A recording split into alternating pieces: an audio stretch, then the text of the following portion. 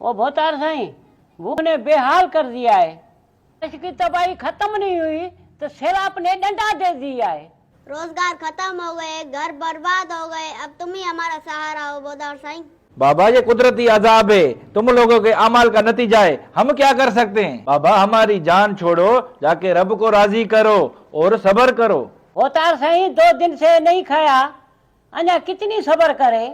अना 2 दिन सब्र करेंगे ना तो अल्लाह को प्यारे हो जाएंगे। बाबा तो हम क्या करें, हमें ऊपर से मिलेगा तो तुम्हें देंगे ना। जी भोतार जी, बिल्कुल सही, पर हम गरीबों को याद रखना।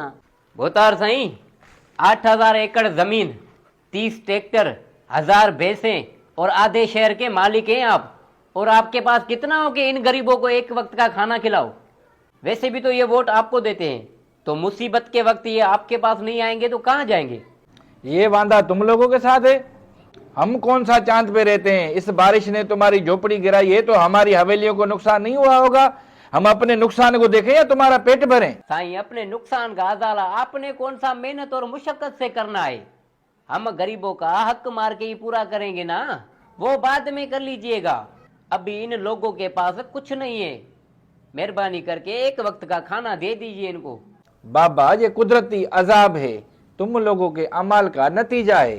अब अल्लाह अल्लाह करो और कुछ सब्र करो। आप होता रे वाह, कितनी बेशर्मी से अपनी नाअहली का क्रेडिट कुदरत पे डालकर खुद 10 करोड़ की हवेली में बैठकर इन गरीबों की बर्बादी का नजारा देख रहे हो।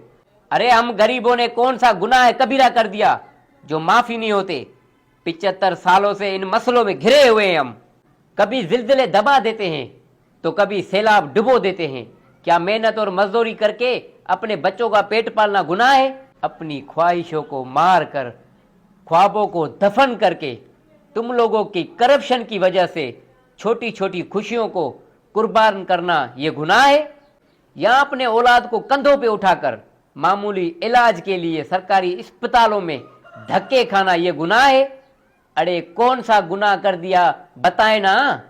अगर आज भी मस्जिदें आबाद हैं तो हम गरीबों की वजह से हैं।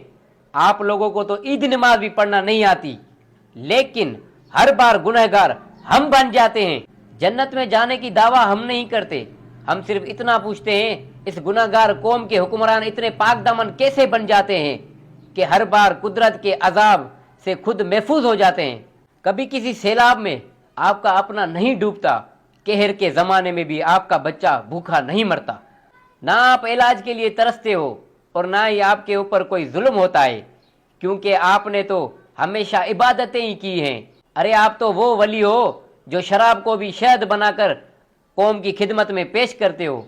हम कितने गुनहगार हैं और आप कितने पाक दामन हैं, ये आपको बताने की जरूरत नहीं है। अगर करप्शन करके अपनी तिजोरियां ना भरी होती तो आज बारिश कुदरत का अजाब ना लगती। कौन सा अपनी जेब से देना है, सालों से हराम का मार खा रहे हैं।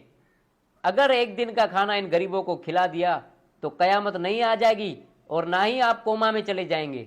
इलेक्शन के वक्त कहते हो वोट दो, हम बैठे हैं, और जब जरूरत पड़े तो कहते हो हम क्या करें। बताए भोतार, हम किसके पास जाएं।